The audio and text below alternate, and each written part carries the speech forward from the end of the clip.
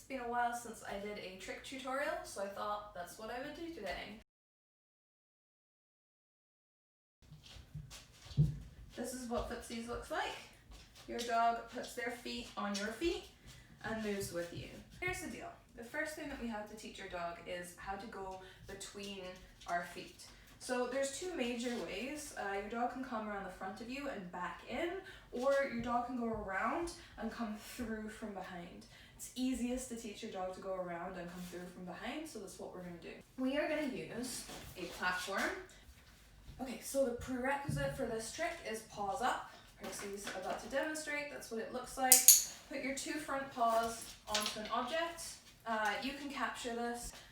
You can shape it, or you can target it with a hand target, or you could lure it with food. So you can really use any method you want to teach a paw target, but whatever you do, we're going to need that as the first step. So Percy, paws up. Good.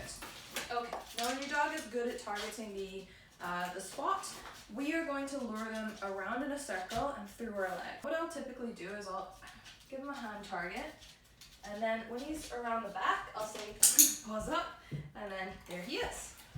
Now if your dog does not know how to follow a hand target, don't worry too much. You can use a food lure.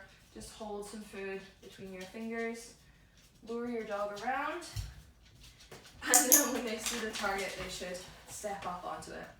I'm going to do that a couple of times. First, around my body, and then you get to make sure the step is nice and solid before you move on. Percy, first. Good.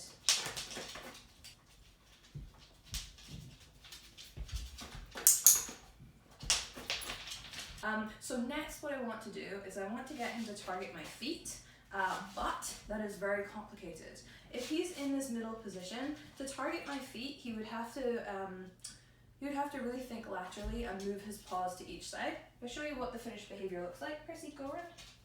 Go between.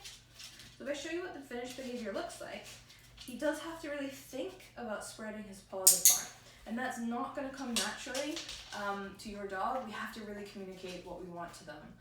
So how we're going to do that is we're going to start by getting our dogs to put their paws on everything between our legs.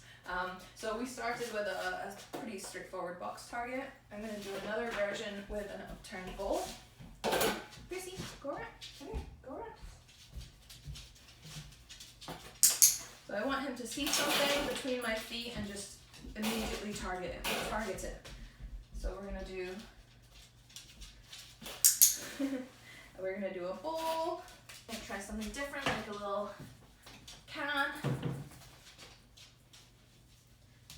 Ideally, we're going to do things of all shapes. He thinks, what do I do with this?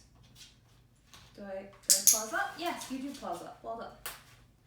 Now if your dog struggles, go back to doing paw target without going in between your legs, and then bring it back to this format first. Go around. Paws up. Your dog figuring this out. Good job. That I like to use is a hot water bottle filled with water, but not actually hot, just because it's super squishy and it's going to give your dog the sensation of not having full balance. Just kind of like your feet, they're a bit squishy and they move all the way around. He sees the target. Paws up. You might have to help him paws up. Paws up. Yeah, good job. No, he's not super keen on that one, so we might have to work a little bit harder. If he struggles, you can use a food lure.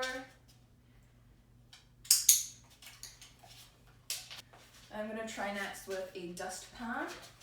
So a slightly weird shape. Percy, go around. Paws up. Good. Alright.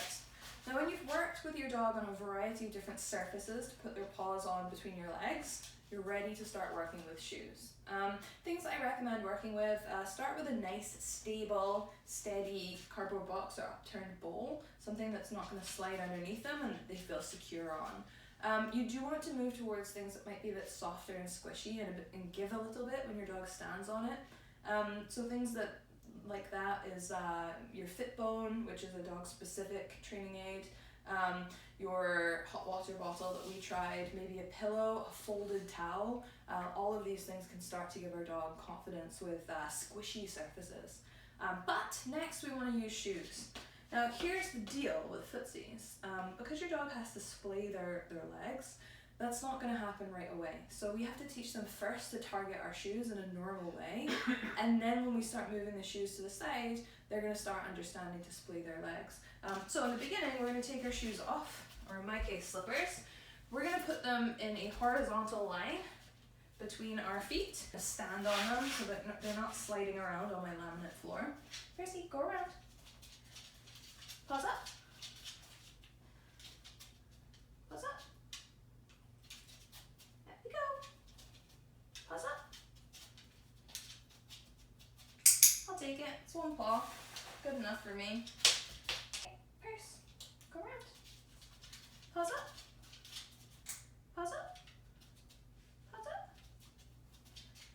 Yeah, good boy. Percy, go around. Pause up. Pause up. Yes. Pause up. Good, nice work. Go around. Pause up. Alright, when your dog is able to target your shoes without your feet in them, it's time to put your feet in your shoes. But if we move to this right away, it's going to look really different to our dog. So as much as possible, we're going to turn our feet inwards like we've got little pigeon toes, and we're going to work like this. So Percy, go around. Pause up. Looks more similar. We don't want to change too much at once. If we change too much at once, we're going to confuse our dogs. Pause up. Percy, go around. Pause up.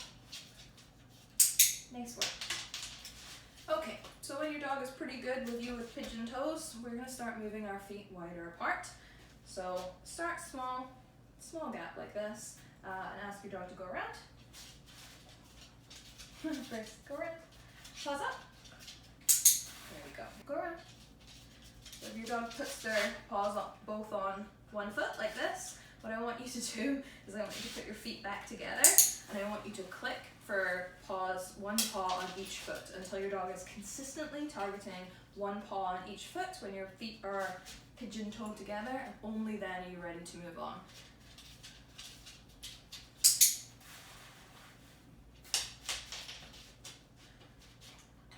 So we're kind of over here. Let's just turn our feet out a little bit more. Still gonna have a slight angle. Percy, Percy, go around. But we're not fully straight yet. Pause up. We're asking for a little bit of that splaying their legs out, just a little bit at a time. Percy, go around. Again, if you change too much at once, you run the risk of confusing your dog. When your dog is good with a little bit of an angle, now we're going to straighten out, go around, pause up. Now he's really going to think about it and find the two targets. When this looks good, we're ready to add some movement, but again, we're not going to change too much at once. As soon as your feet start moving around, your dog is going to freak out and think, the ground is moving. So we can't do too much movement at once. What I want it to look like is go around, pause up. I don't want your feet to lift off the ground. I just want a slight movement. If your dog can tolerate that slight movement, click and treat. Pause up. Again, other foot, slight movement. If your dog can tolerate it, click and treat. And you might try a sliding movement forward. If your dog can tolerate it, click and treat.